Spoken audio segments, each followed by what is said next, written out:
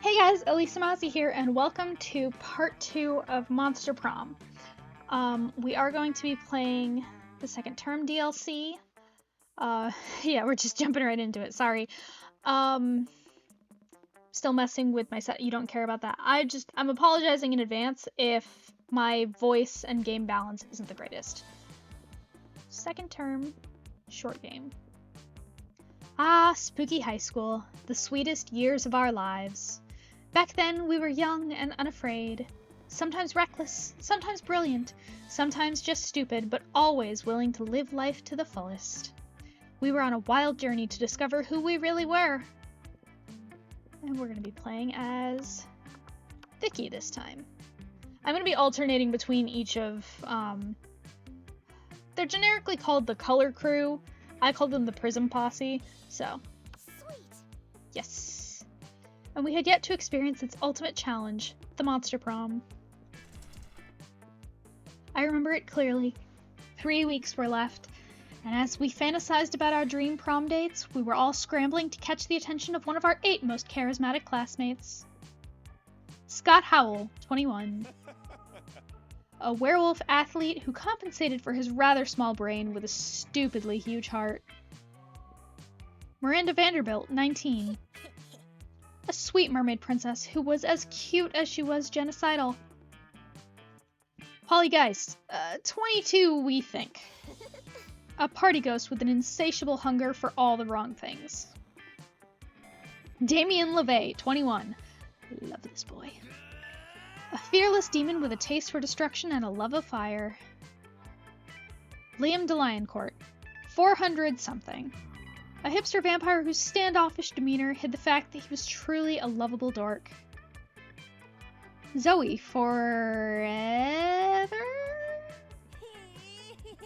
An eldritch cutie who went from endless deity of the dark realms to ultimate fangirl. Calculuster Hewlett-Packard version 1.0. A library computer who had become a sentient robot ready to experience life to its fullest. And Vera Oberlin, 23. A mean, self-made Gorgon with a merciless sense of business. It was clear, it had to be one of them. But who? We only had 3 weeks to choose our prom date, and even more daunting, we only had 3 weeks to woo them and conquer their heart.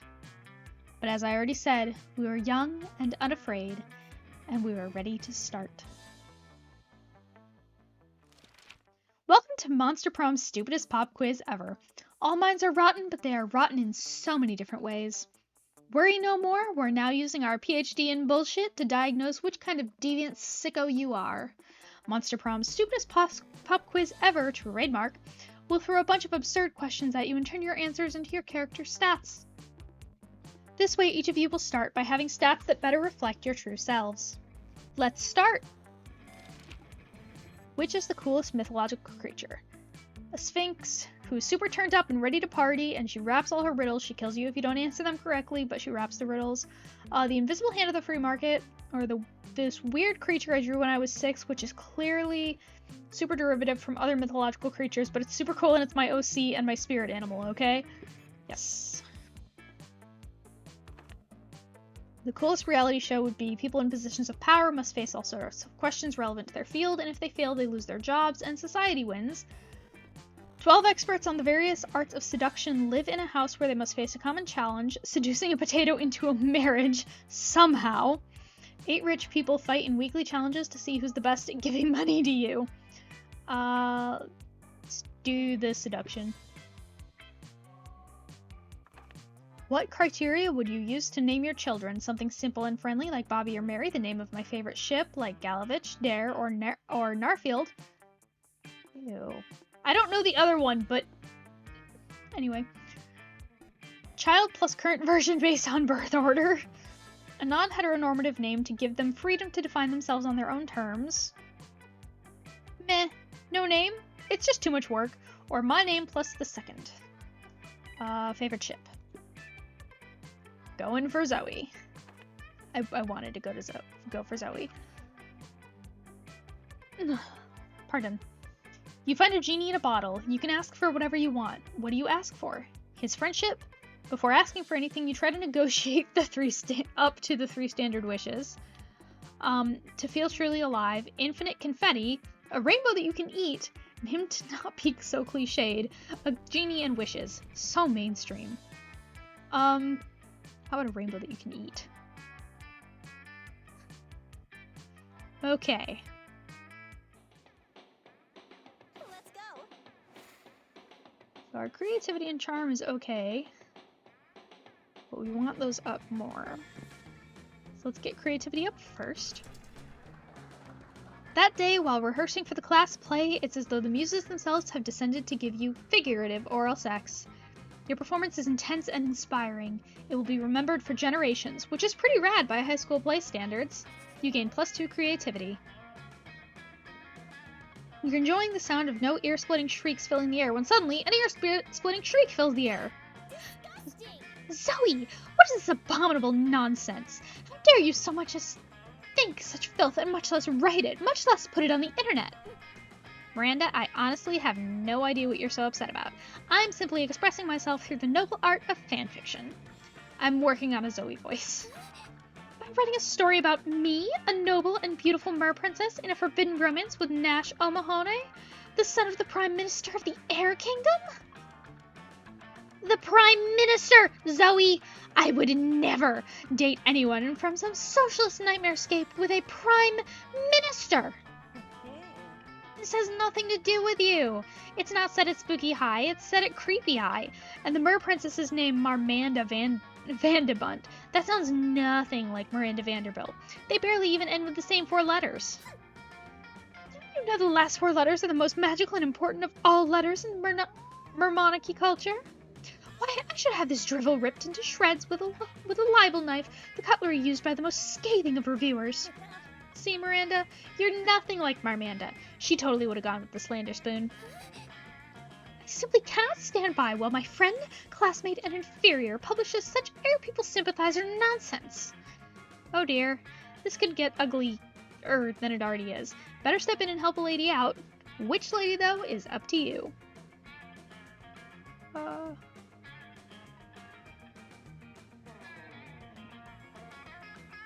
Yeah. Leave Zoe alone, Miranda. Don't you see she's done you a huge favor by exposing the treachery of Marmanda Vandebunt? You need to go destroy Marmanda, not Zoe. Or Miranda's right, Zoe, a better writer wouldn't even need to put something as disgusting as that in you. Yeah, leave Zoe alone! Yes, of course, Zoe. I understand now. Your story isn't air people propaganda. It's a warning to me. I started off poorly. Sure, if that'll get you to leave me alone. And now the next logical step is for us to warn the air people about how quickly I'll destroy them. By writing Miranda Vanderbilt into the story to murder Marmanda Vandebunt and Nash O'Mahony. What? No, it's not that kind of story. There are no content warnings for mindless slaughter. Not mindless slaughter.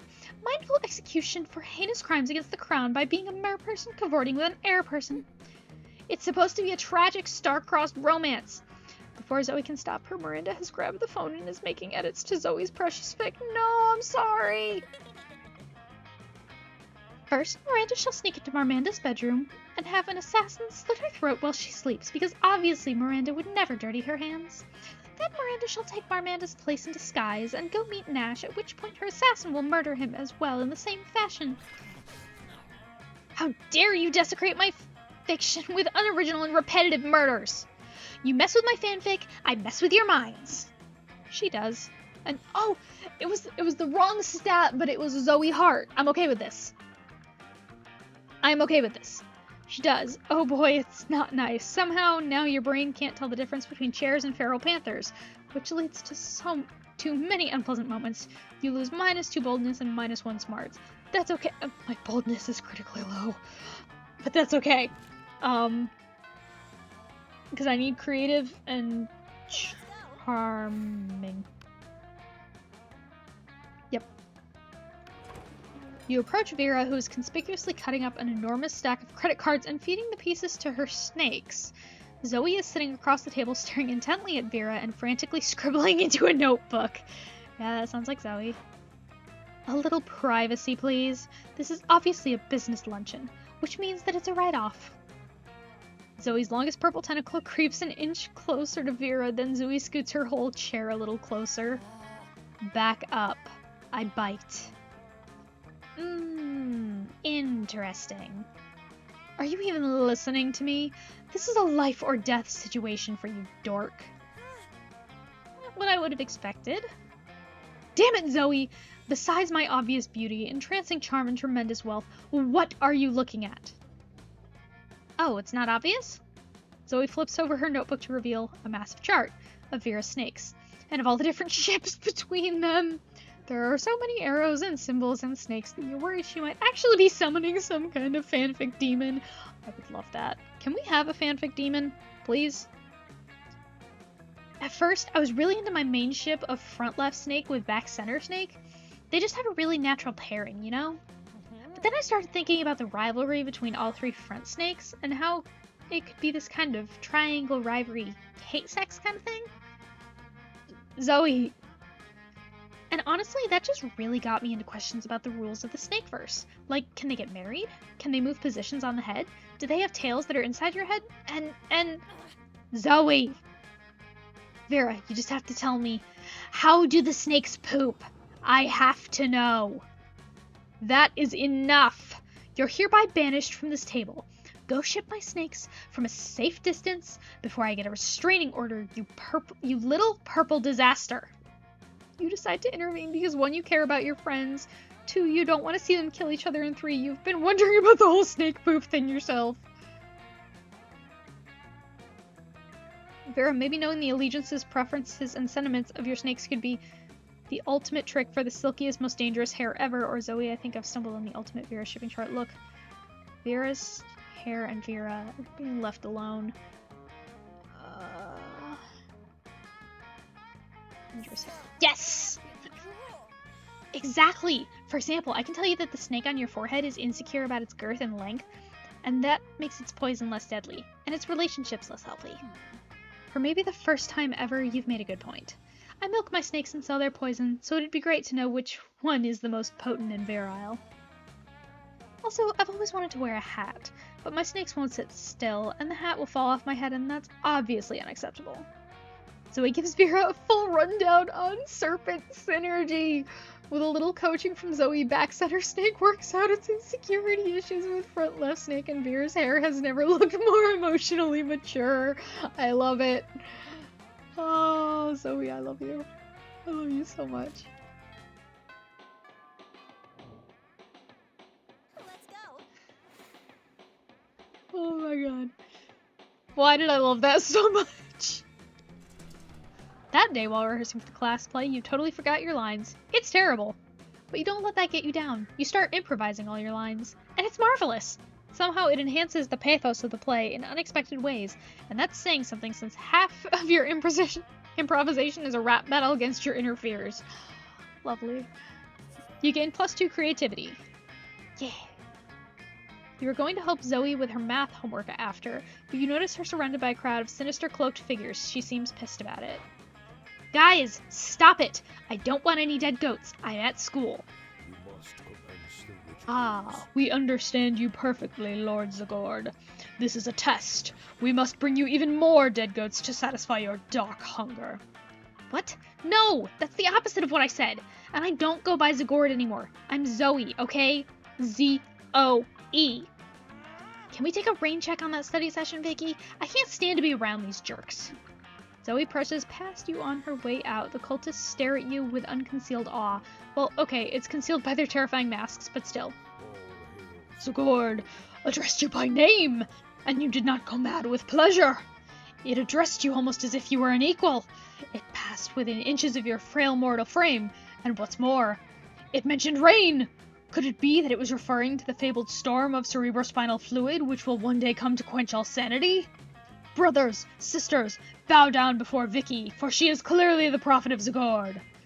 Please, O prophet, guide our worship, for we have noticed of late that our lord appears dissatisfied with our sacrifices. The blood of many goats once pleased Zagord, and yet now we do not understand what has changed. Oh god, my throat on that. That's pretty obvious. Perhaps, given your special relationship with our incomprehensible master, you could suggest a new sort of sacrifice that would please it. Fuck it. You got nothing better to do. You decide to be a prophet for the day. You tell them that what they should really be sacrificing.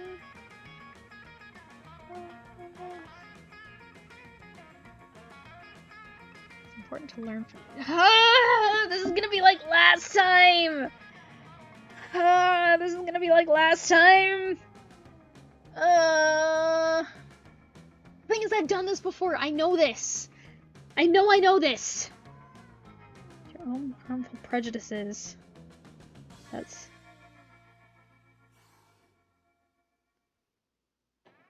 that feels like char... Yeah! Oh, that's the charming. What the hell's the other one? It's gotta be either bold or fun. What? Anyway, but Sigurd has never demanded an apology before. Only blood and various other unspeakable fluids. You explained that a key element of genuine apology is that you shouldn't have to demand it. Your wisdom truly is subtle and deep, Vicky. Very well. We must sacrifice a goat of apology. But tell us, where shall we find a goat rare and precious enough to bear our words of contrition? Contrition? You tell them you have just the... I almost did the cultist voice. The narrator does not have the cultist voice. You tell them you have just the thing, the legendary and extremely sought-after paper goat. By the jowls of the thought gulper. This is the most unusual goat we have ever seen. It seems to define all rules of perspective and logic. It's actually just a green card with a goat drawn on the front of it, but they don't need to know that. You open it up so they can print "We're sorry" on the inside in exaggerated Gothic script. Hey Vicky, I realized I forgot my... Oh, these jerks are still here. Do not fret your awfulness. We have prepared for you an apology goat. You guys, what did I say about goats? I don't need any more... Oh. This is actually kind of sweet.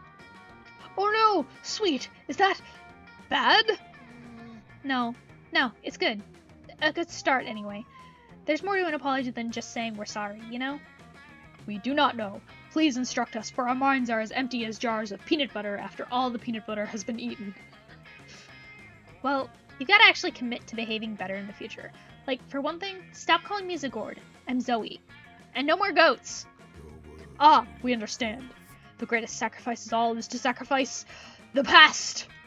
What once was, now no longer will be.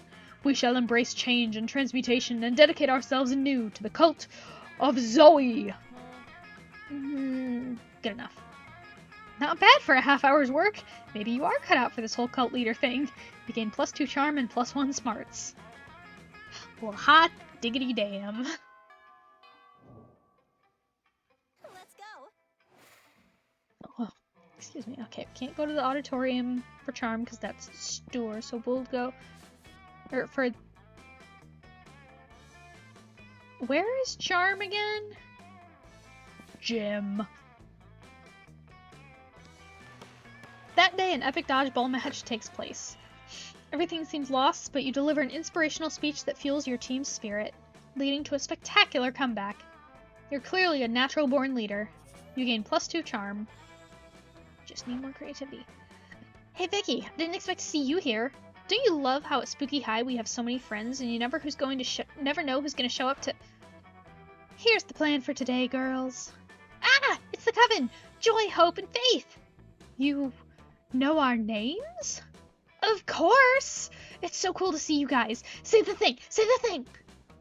What thing? The thing! The thing! You know, the thing! Say it! Say it! Say the thing! We're here to save the world. Ah! So great! Remember when I was trapped in a totem? Remember that? And you guys were all, don't you understand what you bought from that shop? Your totem is Zigord, ruler of the Dark Realms. An agent of destruction. We must dispose of the totem before the world suffers. Yeah, sorry about that. That's a secret ending in the first term that is going to take a while for me to unlock, but we will get there eventually. No, are you kidding? That was awesome! And then someone stepped in and succeeded or failed at something. I don't really remember. I've lived through so many events and things in my life, it's hard to keep them straight. But the point is, it's all fine now. Now we're on the same team, and I'm totally ready to join the Coven. Whoa. Don't get us wrong. It's nice for someone to appreciate how hard we work to keep the world safe, instead of trying to belittle and or sabotage us, but you can't just What the fuck are all these people? Well, well, well. Look who it is. We meet again. I'm sorry. I'm running out of voices. So I guess this guy, I think his name is Dimitri. I guess I'm giving Dimitri an accent.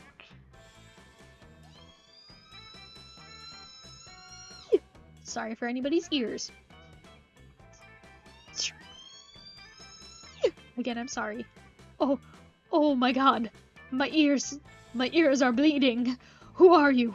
What are you? Why are you? We all know where that's from, I think. Oh my gosh, I'm a totem. I mean, I was a totem. I was a high school girl. No, I am a high school girl. Sorry, oh gosh. So listen, I know most people are all about that Dimitri life, where they just assume that the reason you often turn to the good side before bad again is because you're deep forbidden love for Joy. Never! Joy means nothing to me. I feel nothing for her. I feel nothing. Ever. At all.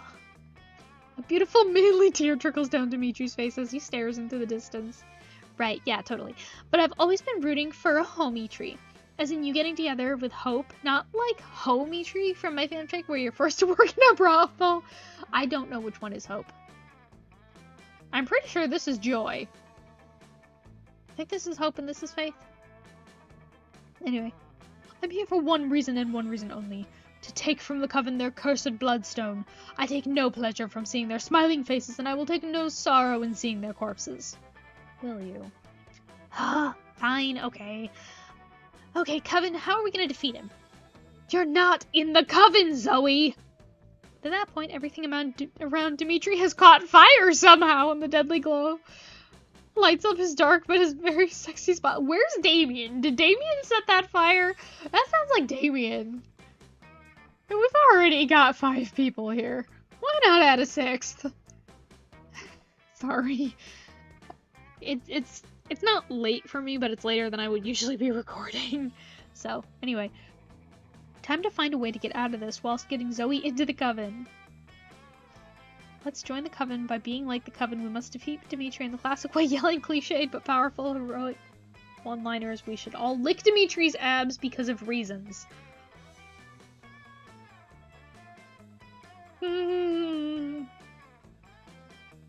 This isn't a secret ending one, so it's okay if I fail this. I really have to think this through, I'm sorry. That could be bold or fun or a weird direction of charm. This could be creativity. It could be smarts.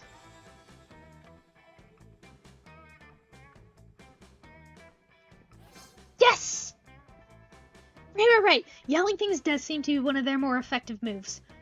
That's so reductive of the hard work we do saving the world. You don't care. Most of the work they do interrupts those sweet, sweet prom shenanigans you engage in to try and woo one of your most charismatic classmates, so you jump in with your best Coven impression. Justice will triumph! We're here to save the world! Friends before fiends!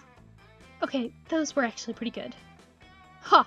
Pretty good, indeed. As good is exactly what I intend to destroy.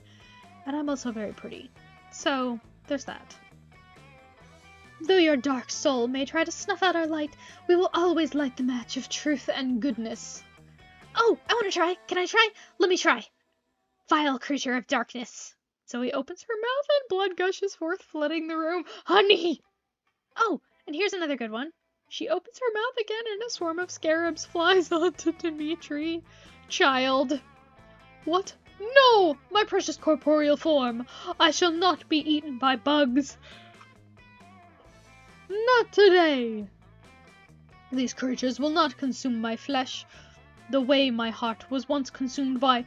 No, it's in the past now. Never again. Darkness is my calling. Yeah, I totally fucked up his voice for a while there. I'm sorry. That was horrifying. Horrifyingly awesome? Actually, yes. I guess you can be an honorary Coven member. For today, at least. Woohoo! It's all thanks to you, Vicky. Can't wait to have more Coven adventures. Wow, that might actually not be terrible? Maybe? Did Zoe just make the Coven cool? For now, at least. You know what else is cool? +2 charm and +1 fun. So I just have to get my creativity up. Now we have lunch with Zoe and Liam! Why is he I don't like this guy. I have a voice for him that fucks up my throat so bad, so I'm gonna stop hovering my mouse over that so that I don't risk accidentally clicking it. So yeah. You find Liam bending over his burrito with intense concentration. He's obviously taking a food pic for Momentgram. He channels the silent energy of the moon. Zoe is right behind him, peeking over his shoulder and giggling. She channels the giggling energy of the moon. Liam, this pic is all wrong. Tell the burrito to smile with its eyes and make its cheese look less melty. And add a filter! Filter more! Filter again! Why must I constantly be disturbed while taking my refined food pics? No one understands my superior sense of frame. Maybe because that's my phone you're using? A fair point. But my phone is charging. What am I supposed to do with this food in the cafeteria at lunchtime? Eat it? I think not. My Liam voice is also constantly evolving. I don't have a good one for him. You purple dork. I'm just saying that if you wanted to reach true level of Tex-Mex beauty, you should add this sticker of I don't know, to your food pic. Nothing says good taste like pasting the face of a K-pop superstar next to a high school burrito. Yo, I'm sorry. I'm sorry for any K-pop fans if that's a K-pop term. I don't know it. I don't know how to say it. Sorry. For a moment, all three of you just admire the Jimin. Again, I'm sorry, K-pop fans. Sticker. Liam shakes it off and regains his composure. Let's agree to disagree, timeless horror. Or let's put Jimin in your dumb food pic. Stop it! Quick, fix this burrito Momentgram K-pop emergency. Use this. True K-pop fan should know that Jimin's favorite food is enchiladas, and his second favorite food is existential notions of death, meaningless, and existentialism is Liam. K-pop fans. Damn it! Damn it! That's okay. OMG, I'm so glad you told me. How could I have missed this on the forums? Zoe starts blogging an earnest warning to all other K-pop fans on the internet and leaves Liam alone. This gets her into a bit of fandom trouble because the diehard Jimin fans all knows that Jimin's favorite food is papayas and his second favorite food is being sexy. You think you see Liam smile just a tiny bit for a single second, but he could have just been licking a fang. Takes his food pic and it gets no faves on Momentgram, and that's just the way Liam likes it. Okay.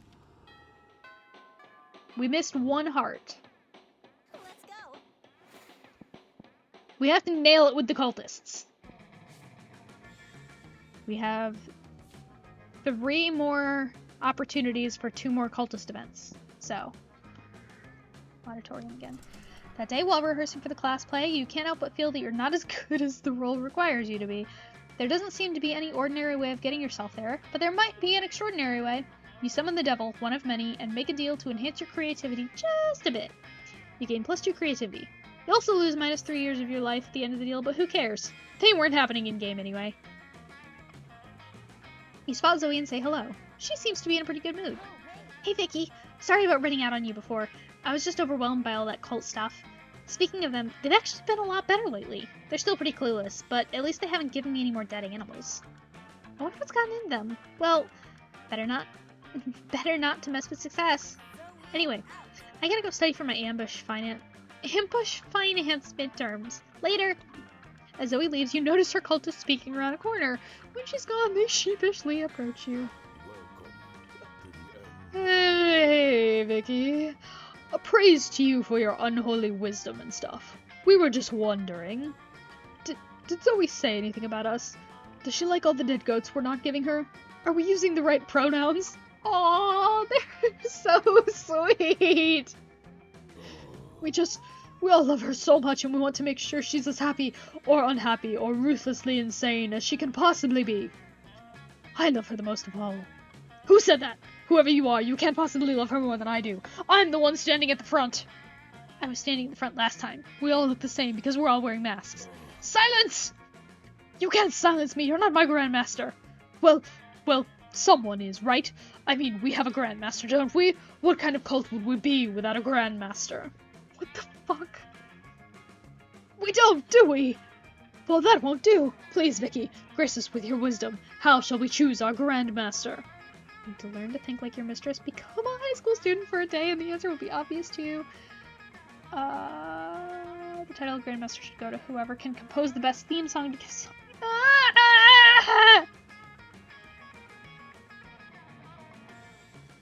They both could be creative. That's the problem. I'm gonna lose this one. I'm gonna fuck it up. I'm gonna fuck it up. Health grandma.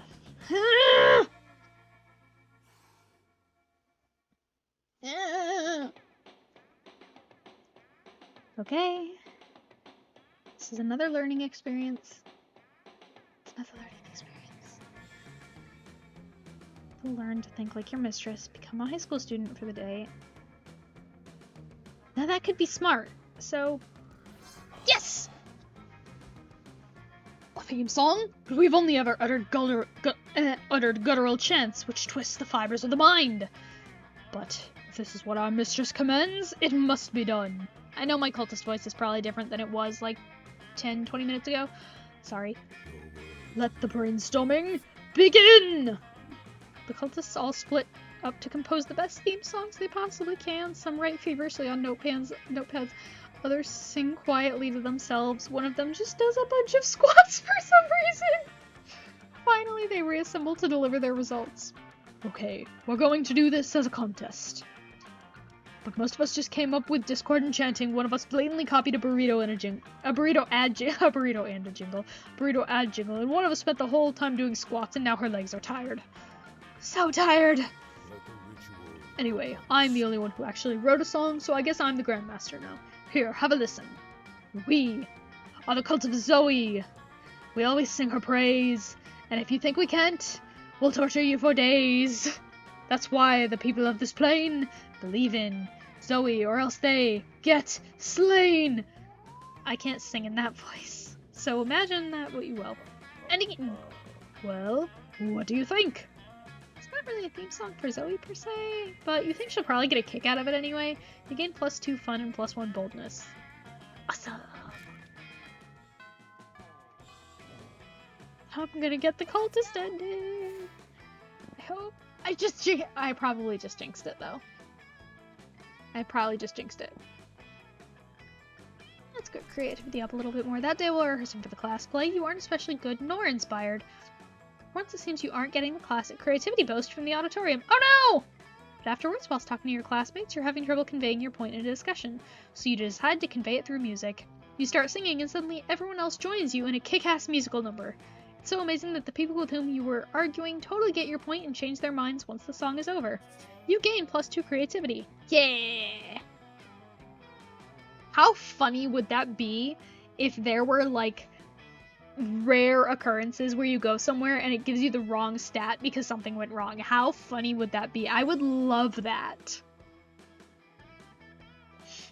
You're chilling with Zoe, watching her draw cute little chibi characters getting eaten by nightmare fluid when Leonard slides into your mist. Oh no, this is the Kappa guy who... Oh. Hey, your art's not bad for a girl. I might have a major opportunity for you. See what I mean? Oh, cool. As much as I hate your casual sexism, I love opportunities. What's up? I'm looking for someone to do a custom drawing of my YouTube channel. It'll be me, but with sunglasses, and my muscles are huge, and you can tell from my facial hair that I'm right about everything. Yeah, I could probably do that. No guarantee it won't drive your viewers insane, though. They go insane and they weren't true fans to begin with. Great! Let's talk a little bit more about what you want, and then we can negotiate a price for the commission. Excuse me? Price? Exposure to my 284 YouTube subscribers isn't good enough for you? What? No. Wow, typical. Here I am trying to give you the opportunity of a lifetime and you can't think of anything but money. Did you hear me when I said how many subscribers I have? 284!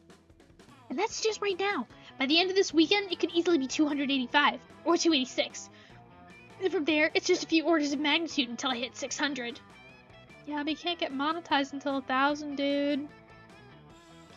A real savvy artist would understand the value of getting in good with me while I'm still on the rise. This could be huge for you. Anyway, TLDR, no cash right now. I'm investing all my capital in my craft in the hopes of maybe someday becoming a YouTube sensation. You're an artist. Do it for the love of art, or whatever dumb fucking reason artists have for doing art shit. As Leonard pours more and more garbage words out of his mouth, you can feel the air around Zoe turning into pink tentacles of wrath. Uh-oh. If you can't broker a deal between these two, who knows what will happen in reality. Maybe you can convince Leonard to pay with something other than money.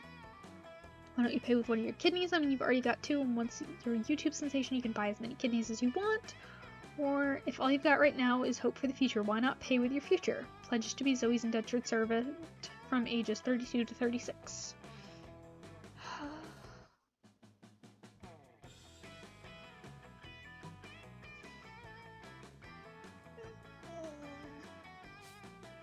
Yeah, we have one more lunch. I think we can get away with if we mess this up. I just realized his shirt says send nudes. Jesus Christ. Also, this one is longer than the other one. I'm sorry. I don't know exactly how long this is gonna be. Ooh.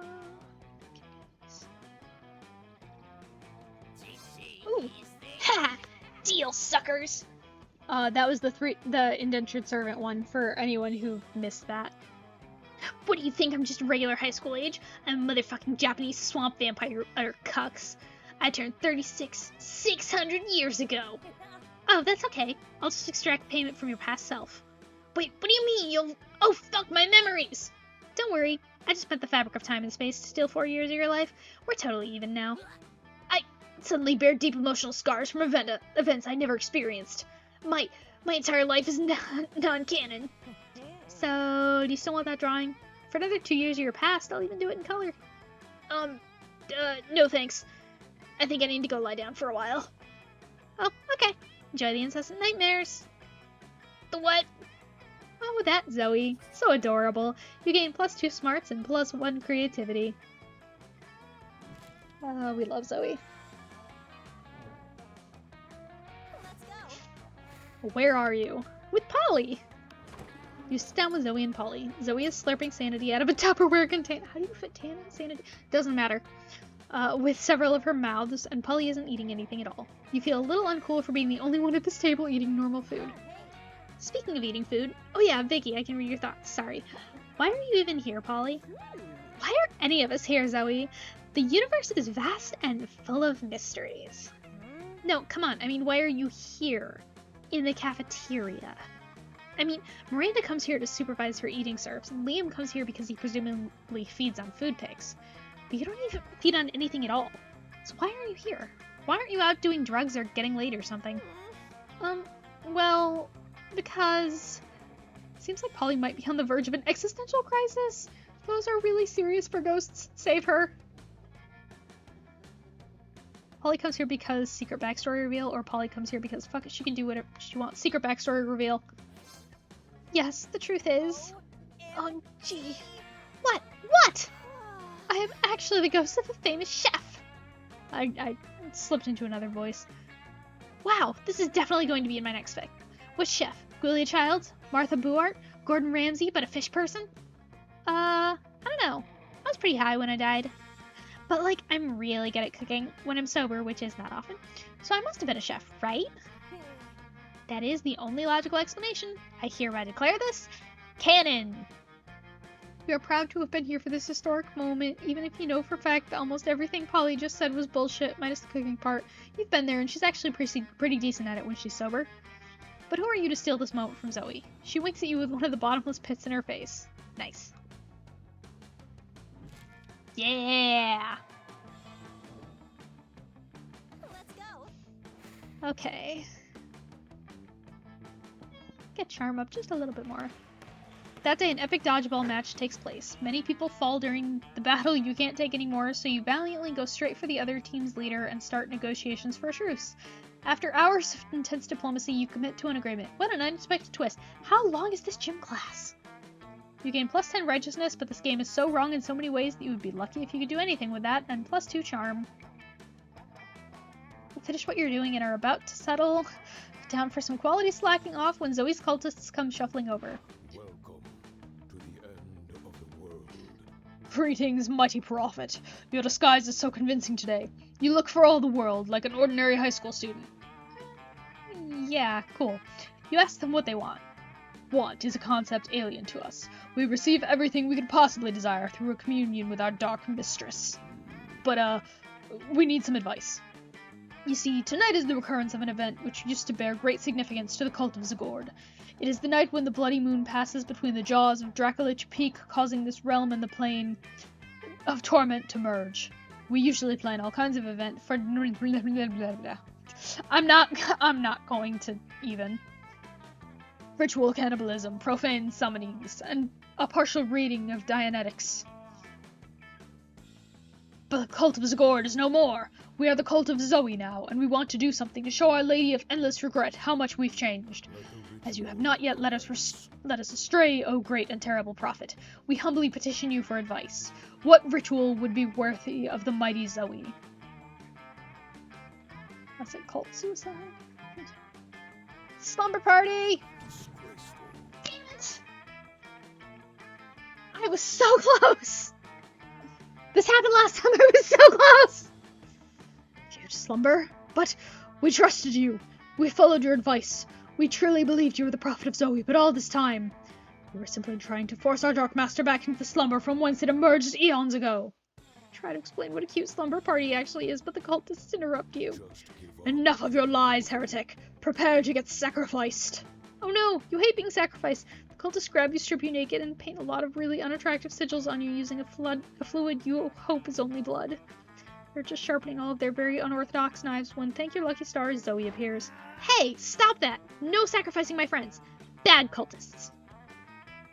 Friend? But this non-believer has been scheming to return you to your baleful slumber all along. Hard pass. Oh, well, go ahead then. Zoe, no! Why couldn't you let me explain? Zoe turns around and leaves you alone with your cultists. Definitely not who you wanted to be left alone with. You lose -2 boldness, -1 fun, and all your favorite organs. Monster Prom draws near.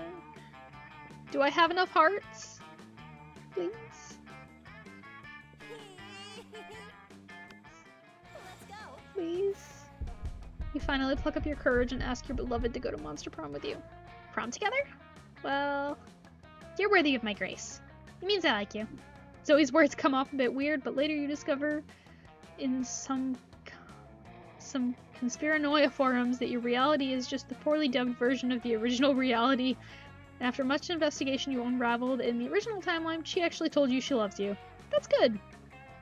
No one can censor your potential relationship. This is the best possible AU. Yeah, prom night was rad. You knew that during countless millennia, Zoe devoured the sanity of millions of people, bringing demise to entire realities. Yet, on prom night, she blew your mind in a very different way. Wink! I was so close! That's twice. Twice this has happened to me. Damn it. No secret endings yet. I'm gonna have to skip the end credits, because the last video got claimed for the credits. So we're gonna go through this thing, but when the actual credits roll, we're gonna skip that.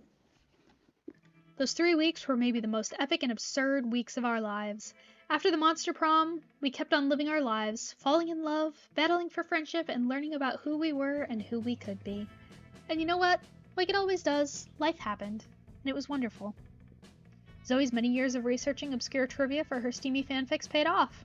She got a job as a consultant at a company who makes fantasy sex toys based on beloved pop culture characters. Now she rakes in the big bucks, designing blueprints of stuff like the cock of the Demogorgon and the vagina of the Statue of Liberty. Yep, Vera realized she was a character in a video game, which infuriated her. Oh no, is this going Doki Doki Literature Club? She spent her life making connections and building power because she's not a part of the game, she plays the game. Okay, that's better than Monica. So be careful, maybe now she's the one pulling your strings. Okay, maybe not better than Monica. Polly took a summer job as the ghost of Christmas past. She spent most of her time partying. There was almost no work because, you know, it was summer. For those 3 weeks, the Monster Prom seemed larger than life, and then it was gone. just like that. Battle for Monster Prom might have ended then, but there were plenty of battles left in that war called youth. But once again, we were young and unafraid, and we were ready to start. Okay, the shop now has a paper map, so that's awesome. Alright, there might be a little bit of an awkward cut because I did escape through the credits, but I am going to make sure that all of the music got cut out just to be safe. But anyway, so that was Monster Prom Part 2, where, once again, we were so close. We were so very close. Oh, that actually hurts. That actually kind of hurts. One of these days. One of these days we'll actually get a secret ending. But, for now, if you liked what you saw, leave a like, leave a comment. Subscribe if you're not subscribed. Maybe tap that notification bell to get notified every time I upload. See you on the flip side. Lisa out.